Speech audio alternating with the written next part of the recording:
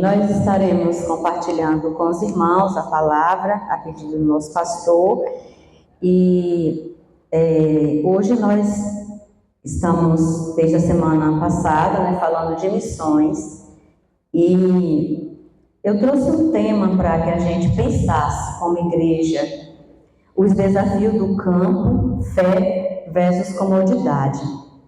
A gente acabou de assistir aqui algo como o Thales falou, que pode ser engraçado, mas tem uma verdade até muito dura de se encarar. São os campos, e graças a Deus, parte deles, temos missionários atuando com muita dificuldade, mas lá estão eles, com muita coragem também. Nós vamos abrir a Bíblia aí no livro de Lucas, no capítulo 1, no versículo 37. Mas também eu gostaria que a irmã já colocasse também Gênesis 18, 14.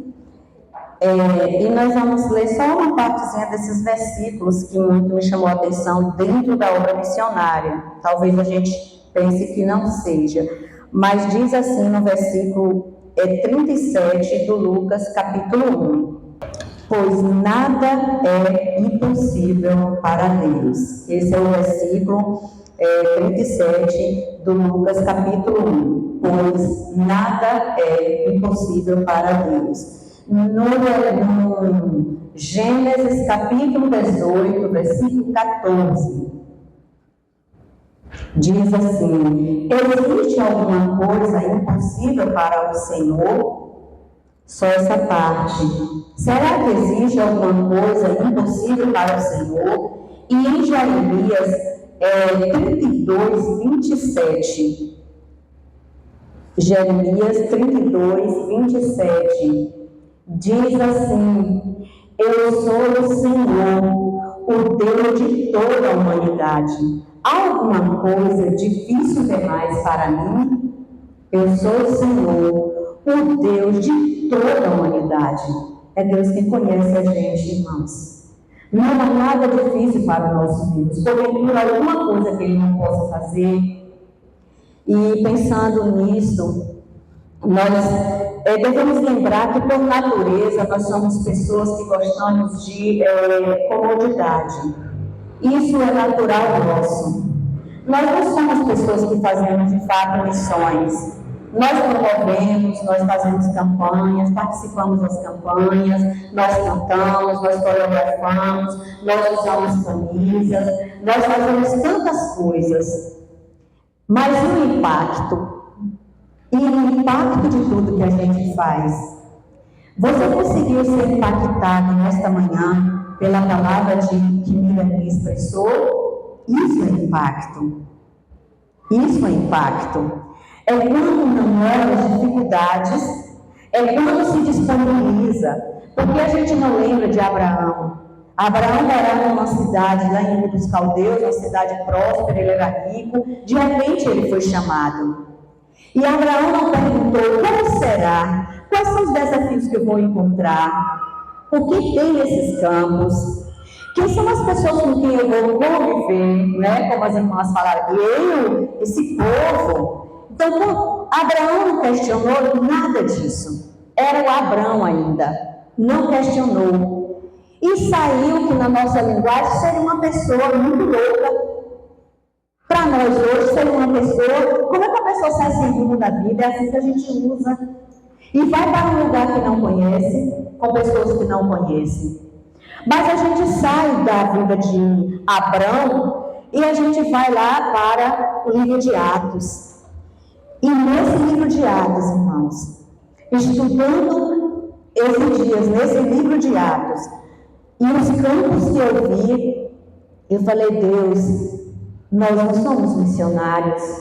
Às vezes, como a irmã falou, eu sou uma missionária de nome. Muitos são missionários de nome, mas de coração são poucos.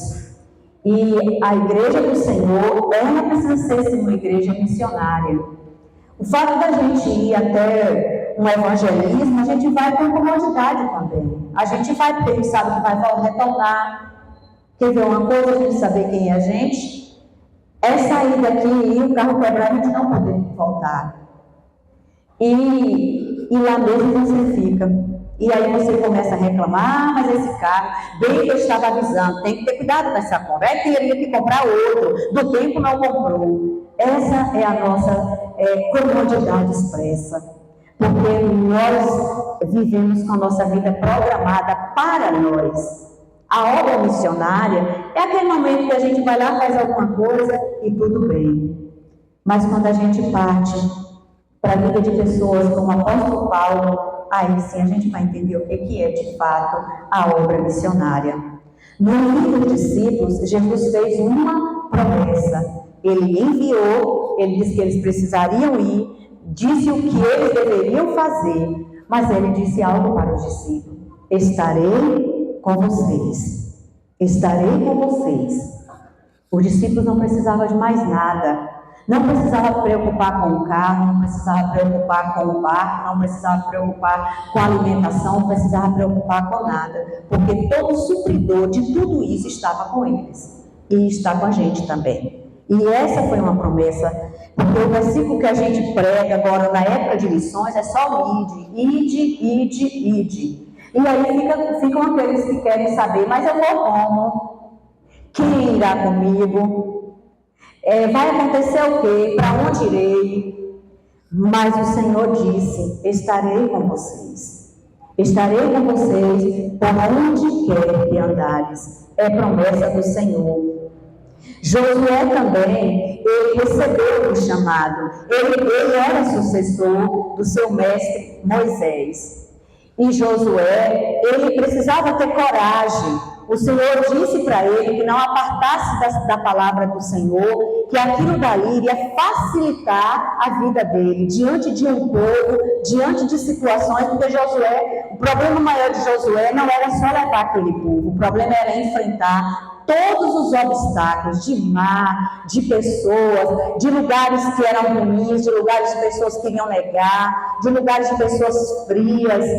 Mas o Senhor disse para ele que não deveria apartar dele a palavra, que ele seria encorajado com aquilo, que ele deveria ser forte, mas ser corajoso, e que ele fosse, e ele foi. Então, mais uma pessoa chamada, mais uma pessoa que vai, mais uma pessoa que não sabe qual é o tipo de campo. Percebe que nós nos preocupamos muito com o campo? Isso que nós apresentamos aqui é uma realidade. Quando uma pessoa hoje, de fato, se disponibiliza para a obra missionária, a primeira coisa que ela preocupa é o campo. Porque nem todo mundo foi chamado para ser verdadeiramente esse missionário que vai para o campo. Porque nem todo mundo quer aceitar o campo que você vai receber. Porque nós não olhamos a necessidade do campo, nós olhamos a nossa comodidade. As pessoas que saíram até agora, elas saíram por fé. Abraão cegamente saiu por fé. O apóstolo Paulo tinha tanta fé, tanta esperança, ao dizer: já não vivo mais eu, mas Cristo vive em mim, que a vida que ele vivia antes deixou para trás e agora vivia falando, apanhando, mas ele não deixou de falar do Evangelho. Então, nós é muito mais além, missões é muito mais além do que uma campanha, do que um movimento na igreja. Missões é se disponibilizar. A gente fala muito sobre aquela importância que a gente aprende aqui. Salvação. Como pode haver salvação se a gente quer que outros levem a essa salvação e a gente não?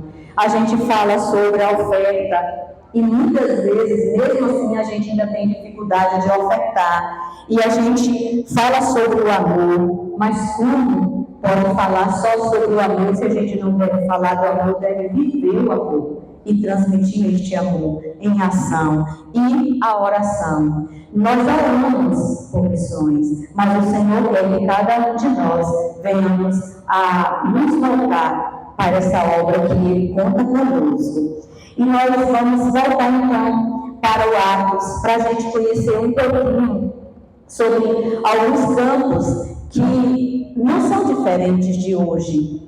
os que o apóstolo Paulo passou. Os lugares, os nomes, podem ser outros. Alguns nem existem mais. Mas as dificuldades são as mesmas em outros lugares, em outras situações. Mas será que eu e você estamos dispostos a passar o que ele passou para enfrentarmos tudo, mas é lá o nome do nosso Deus?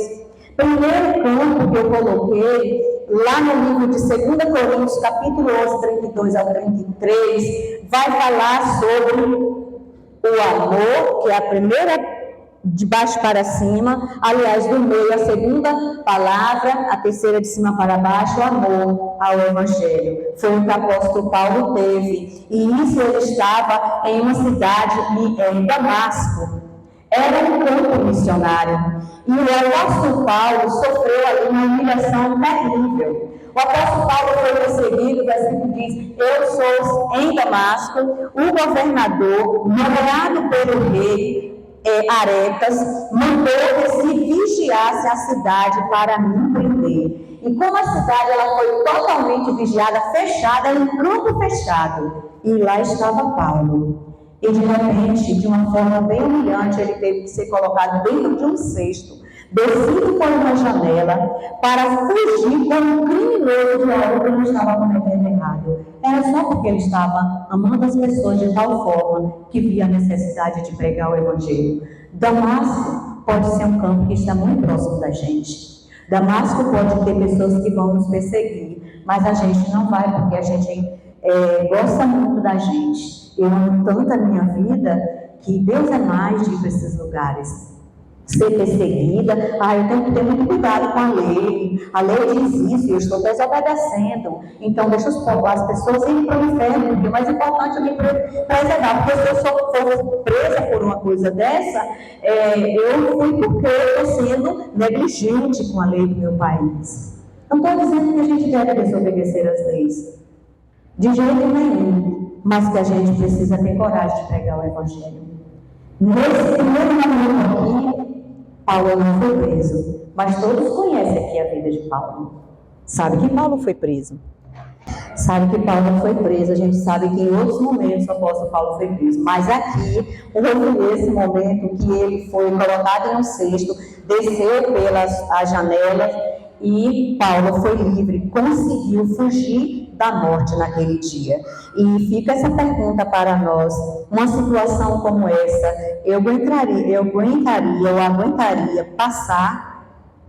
Em Atos capítulo 13, no versículo 50 e o versículo 51, nós vamos ver Paulo sendo expulso pelos poderosos de Antioquia, quando os judeus incitaram até mesmo as mulheres religiosas daquele lugar para se levantarem contra Paulo.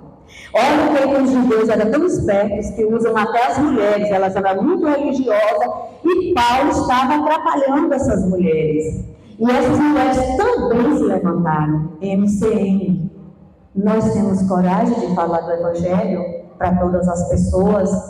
Ou apenas gostamos de nos reunir porque é mais cômodo? A gente conversar, bater papo, achar muito legal. E as pessoas, aquelas mulheres que talvez tenham um coração tão duro, de tantas mazelas que passam na vida, elas dependem da gente também falar do Evangelho. Foi em Antioquia que Paulo, ele foi expulso pelos grandes homens daquele lugar. Os poderosos, os homens que tinham muitas posses, se irritaram, porque Paulo iria atrapalhar, porque toda pessoa que se converte parece que diminui, o que ganha lá fora. E isso para aquelas pessoas, isso era muito perigoso. Paulo, então, sofreu essa questão. O versículo vai dizer: mas os judeus incitaram mulheres religiosas de elevada posição e os principais da cidade, e provocando perseguição contra Paulo e Barnabé, os expulsaram do seu território. Nós tivemos aqui uma irmã que disse que tinha posses, foi irmã de Bonete, cheia de posses, e não poderia ir para aquele campo, porque aquelas pessoas lá não era a vida dela. E por muitas vezes a gente dê uma olhada na galeria de missionários para você ver quem é que realmente está no campo. Acredita-se que deve estar em pessoas que não tem nada mesmo, não tem nada a fazer, vai para a obra missionária, está sendo uma bênção. mas as pessoas que poderiam ir não vão, que poderiam sustentar não sustentam, apenas uma campanha. Na cidade de Listra, outro campo perigoso, em Atos capítulo 14, no versículo 19, Paulo foi apedrejado e quase até a morte. Até acredita que naquele momento que ele foi arrastado da cidade de Listra, ele foi lançado lá e acredita que pela forma da dor que ele sentiu, ele deve ter tido um desmaio. Isso são suposições. E quando ele desmaiou, acreditam-se que aí todos falaram, morreu. Pronto, já morreu, ninguém precisa fazer mais nada da dor que ele sentiu. Mas o Senhor Deus que disse para os seus discípulos, lá no livro de Mateus, no capítulo 28, ele não disse só para os discípulos. Ele disse: estou com você, Paulo. O Senhor estava ali com Paulo. Por isso que ele sempre estará conosco. E Paulo não morreu, não estava de fato morto. Mas aquela cidade perdeu de ouvir o Evangelho. E ele foi apedrejado quase até a morte, foi arrastado e depois sobreviveu. Jesus estava lá, do lado dele. E a obra não tinha concluído, porque Paulo ele vai colocar um monte de coisas que não estão aqui sobre sua vida, tudo aquilo quanto ele passou. Mas teve um outro campo que Paulo sofreu também. Está lá no livro de Atos, no capítulo 16, no versículo 23 e 24, que ficava na Macedônia. Lá na Macedônia, no capítulo 16, versículo 23 e 24. Depois de serem severamente açoitados, foram lançados na prisão. O carcereiro recebeu instrução para vigiá-los com cuidado. Tendo recebido tais ordens, ele os lançou no cárcere interior e lhes prendeu os pés no tronco. A posição de um missionário. Mesmo com os pés no tronco, o coração estava livre.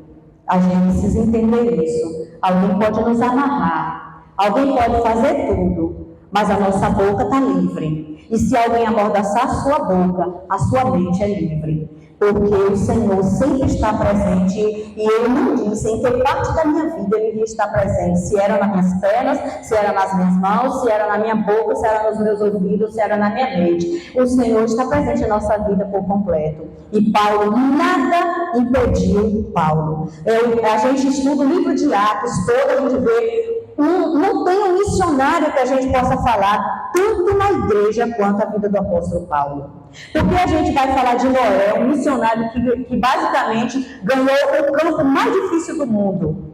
Noé ganhou. Noé não ganhou nenhuma alma para Deus, mas Noé ganhou um campo muito mais complicado. Foi a família. É um grande missionário. Mas aqui a gente vai ver, o campo de Noé era um só, o campo de Paulo foi vários. Foram vários. E Paulo não resistia. E Paulo tinha certeza que aquele que no caminho de Damasco o chamou, dentro de Damasco ele ia sofrer perseguição, mas o Senhor também estaria dentro de Damasco cuidando dele. Na Macedônia também, em Listra também. E nesse exemplo nós vamos ver por que Paulo foi tão perseguido em Damasco. Ele fez algo, amados, que ele expulsou o demônio. Agora veja como as pessoas são agarradas em coisas que não prestam. Uma menina era possuída. E foi expulso o demônio dessa menina. Mas aquela menina valia dinheiro. E por isso ele foi perseguido e amarrado. Ou seja, quem está amarrado não pode expulsar demônio, mas pode, porque é o poder que habita na gente, dado por Deus. Jesus disse que se nós cremos de fato, nós faremos coisas maiores que Ele. A gente tem até medo de falar isso, porque isso é santidade que a gente tem demais. De falar, quantos homens aqui já fizeram nessa terra muito mais que Jesus? Muitos já fizeram mais que Jesus. Enquanto Jesus estava aqui como um homem, ministério pequeno, Jesus fez tudo o que era proposital, ou seja, plano de Deus. Mas o próprio Jesus disse que se a gente cresce nele, que a gente faria obras maiores que a dele. A gente lembra de Billy Graham, um grande missionário. A gente lembra de tantos homens e mulheres que têm feito obras. Irão fazer obras muito maiores. Porque foi o Senhor Jesus que disse, irmãos. Mas a santidade é tão grande. Deus é mais. Ele não falou que, gente, jamais a gente fez isso. A gente vai ver aqui a ressurreição também. A gente vai ver cura aqui também. Mas é que a nossa fé e a nossa comodidade, até isso é comodidade, achar que eu sou um pobre coitada, não faço mais nada. Jesus é o Todo-Poderoso. Quem está aqui na terra agora somos nós. Quem vai fazer essas obras somos nós. A obra missionária é um campo. E que precisa de mim, precisa de você. Em Atos, capítulo 17, versículo 13 e 14, na cidade de Tessalônica, Paulo foi perseguido pelos judeus, só porque pregou a palavra numa sinagoga que ficava em Bereia. Olha o absurdo. Só por isso ele foi perseguido. Quando os judeus de Tessalônica ficaram sabendo que Paulo estava pregando a palavra de Deus em Bereia, dirigiram-se também para lá, agitando e alvoroçando as multidões, levantando-se contra a pregação do Evangelho. Agora, o que nós não entendemos é, se a palavra de Deus liberta e salva, e por que uns falam e outros não? A cidade de Bereia estava tendo a oportunidade, era um campo, e Paulo sofreu ali, porque a palavra não podia ser pregada. Irmãos, existem campos dentro de Iguaí que eu não possa pregar. Existem campos no Brasil que eu não possa pregar. Eu posso até ter resistência. E estudando sobre alguns campos da Bahia, em outubro, acredito que, se for da vontade de Deus, eu irei para esse mesmo campo, que é Rio de Contas. Rio de Contas, eu estava estudando novamente na história. É uma cidade totalmente histórica, tombada. E porque ela é totalmente histórica, com uma presença muito grande, desde a colonização dos jesuítas, então ela é fechada ao Evangelho. Ninguém pode mexer na história. E eu amo a história. Mas Jesus pode sim chegar em qualquer lugar, independente de história, independente de qualquer tipo de cultura. Jesus precisa ser anunciado. E essa cidade, de fato, é assim. Lá a gente procurou até um lugar para a gente fazer visitas.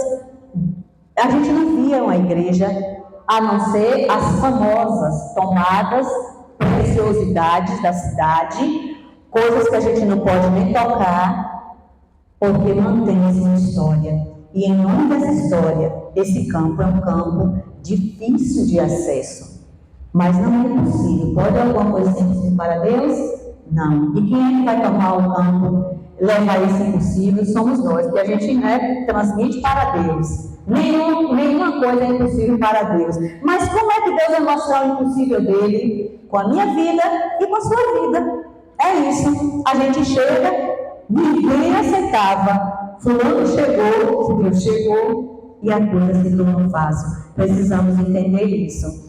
E no Atos 19, 23 e 26, mas especialmente só o 26 ela vai colocar, Paulo pregou contra outros deuses. E isso já foi na cidade de Éfeso, que era muito perigoso. Pregar contra os deuses, falar contra. Sabe por que era muito perigoso?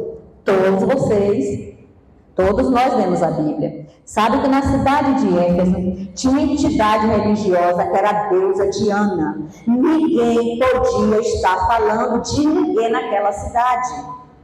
E não podia pregar. Eu estava lendo algumas perseguições de Paulo, e uma das coisas que as pessoas chegaram, um dos grandes homens que estava ali, Paulo sendo assistido por essa pessoa, ele disse, porque este homem não fez crime nenhum, mas disse que ele anda falando de um tal, de um Jesus, ele disse que esse Jesus ressuscitou. Olha como tratava o nosso Senhor. Mas Paulo não deixava de falar desse Jesus que ele acreditava que o Senhor havia ressuscitado.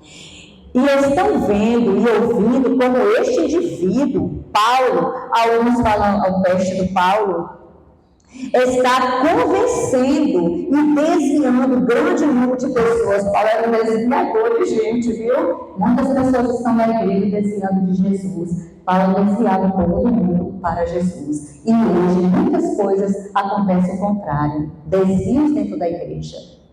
E o Senhor quer que a gente seja influenciador do desvio das pessoas do mundo para o Senhor. E ele disse isso, desviando grande número de pessoas aqui em Éfeso e quase toda a província da Ásia. Diz ele que Deus feitos por mãos humanas não são deuses. Uma verdade, mas uma verdade tão clara. E por muitas vezes, diante dos poderosos, a gente se comporta de um jeito, diante dos mais frágeis, a gente se torna mais forte, acha que a gente pode falar, mas a gente, amados, precisa mesmo amar a Jesus, acima de tudo, acima da nossa proteção. Eu me protejo, deixo de me proteger para falar do Senhor. E foi neste lugar onde Paulo pregou contra os deuses e acabou ficando em meio a uma grande confusão, correndo um grande perigo na cidade. Até em Jerusalém, Paulo foi acusado. Jerusalém, Paulo não poderia ser acusado. Os irmãos sabem que Jerusalém é a grande expectativa da presença de Deus. Jerusalém deveria ser um lugar de muita liberdade espiritual. Mas Paulo foi perseguido em Jerusalém, acusado de levar um grego ao templo, santidade exagerada. Se entra aqui uma pessoa pervertida, todo mundo vai olhar, meu Deus, olha quem está entrando aí. Fulano, você já ouviu? Aquela pessoa, meu Deus, não tem vergonha dentro de mim para a igreja. E olha a roupa. Paulo levou um grego. Por isso que Martinho Lutero, nas suas discussões, quando está diante lá dos maiorais, ele fala, você vem me dizer, quer dizer vocês, que o grego que entregou a sua vida para Jesus, ele não vai para o céu. Martinho Lutero faz esse comentário diante dos grandes. Paulo, de fato, levou um grego para o templo de Jerusalém, mas aqueles santos homens judeus disseram que Paulo estava profanando o templo. Nunca será profanação entrar o mais perdido de todos os homens aqui nesta igreja.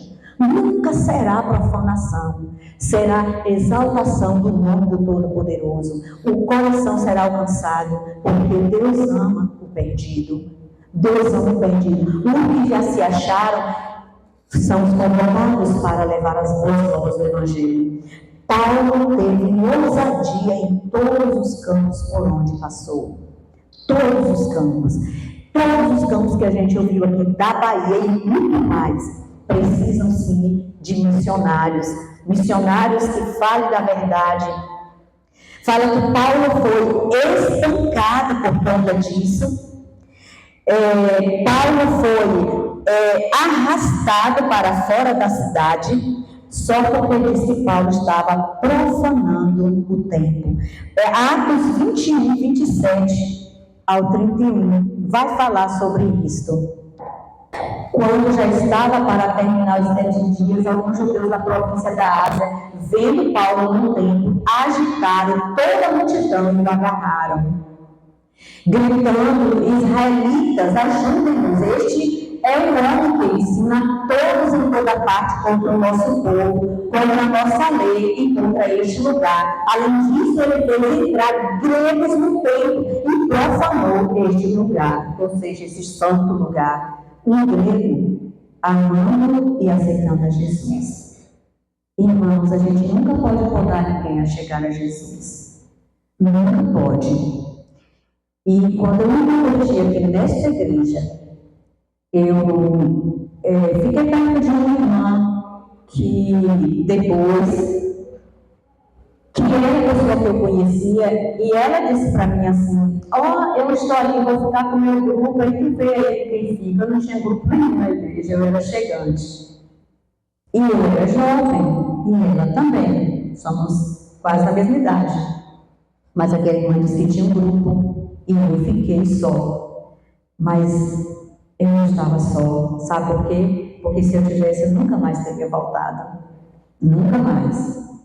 Mas eu estava com meu Senhor. E na hora, nem meu coração chorou. Hoje eu lembro disso. Naquela hora, para falar a verdade, nem senti nada. Eu só fiquei olhando as bancadas, mas como eu não tinha grupo nenhum, aí eu fiquei só, depois de fato fui embora só. Mas nós precisamos da liberdade para as pessoas se sentirem bem no nosso meio. E lembra o que aconteceu com Paulo em Roma?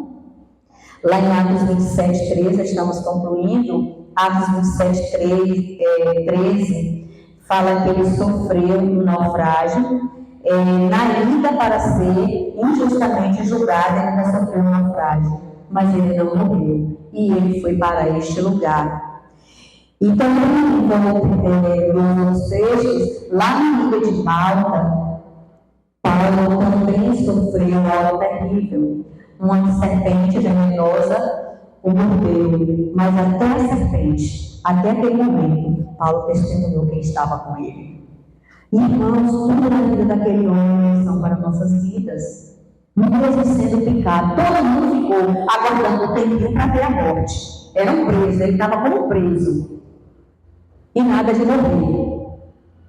E disseram, este homem deve ter alguma coisa, né? Ou é um maldito, ou é um homem abençoado, né? Porque agora era o fim. A cobra venenosa mordeu e ele não morreu. O Senhor continuava com Paulo. Por onde que ele passava, era nas prisões, era em todos os lugares. E a Bíblia não narra de fato como Paulo morreu.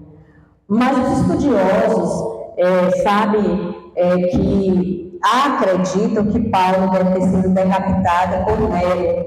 Nero era um governador naquela época considerado o pior dos governadores. Ele era terrível, criminoso, cruel, e acredita que foi ele. Mas Paulo disse algo, e não haveria mais necessidade dele viver, porque Paulo não viveu como nós vivemos. Paulo não tinha uma morada aqui na terra como nós tanto almejamos, e sonhamos, e idolatramos, e vivemos, e a minha. Paulo estava só vivendo para o Senhor. Ele disse no final, combati o bom combate. Então não havia motivo mais para ele viver, porque ele tinha encerrado. E nós vamos combater quando? Fica essa pergunta para cada um de nós. Vamos combater quando? Vamos ver de fato esses campos da forma como Paulo viu todos? Sabe-se que quando Paulo levantou, que estava quase morto, diz que ele retorna para o mesmo lugar. E que houve um momento que em sonho, o Espírito revelou para Paulo que ele ia sofrer perseguição em tal lugar. E quando ele contou, ele falou, não vai. Ele falou, vou sim. O Espírito já está falando que eu vou sofrer perseguição, ou seja, eu vou sofrer perseguição, eu vou ser surrado, eu vou apanhar, mas eu estou indo para isso. Porque ele não estava fazendo nada dele. Ele estava fazendo o Senhor, o nosso Mestre, deseja isso de nós. Paulo não está, mas nós estamos. Não sejamos apenas pessoas telespectadoras missões nacionais, mundiais, missões estaduais, missões municipais. Sejamos participantes de fato. Já não vivo mais eu, mas Cristo vive em mim, dizia Paulo. E nós estamos vivendo aquela era, já vivo eu. Cristo habita em mim e eu faço o que eu quero. Então a gente precisa olhar para nós mesmos. Nosso campo também é grande, dificultoso, mas a promessa é a mesma. Eu estou com vocês, diz o Senhor. Amém? Vamos colocar em pé e vamos orar ao Senhor. Eu vou pedir Delmira para estar orando nesse momento. Querido Deus, nós te adoramos na presença da tua santidade, ó Pai. Graças te damos, ó Deus, por mais esta oportunidade de estar aqui na tua casa de oração, para louvar, exaltar e glorificar o teu santo nome, porque só o Senhor é santo, só o Senhor é digno de toda honra, de toda glória. Graças te dou, ó Deus, pela vida de Sinalma, que hoje está aqui à frente para falar da tua palavra, que foi falada agora, que a tua palavra possa penetrar nos nossos corações, e ao sairmos daqui, possamos sair regocijados do teu poder, possamos sair transbordando do teu Espírito. Amém, Jesus, tem misericórdia de nós, E nesse Pai. momento nós te pedimos, ó Deus, que o Senhor desperte o teu povo, como diz a tua palavra, levanta-te tu que dormes, ó Pai, para fazer aquilo que tu queres que façamos, ó Deus.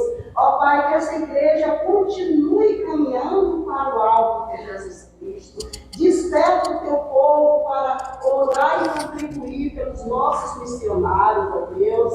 Nós te pedimos que o Senhor nos dê um restante de dia sobre a tua orientação e a tua direção, Pai. Nos leve para os nossos lares com a tua presença em nossas vidas, hoje e sempre. Amém. Amém. Amém.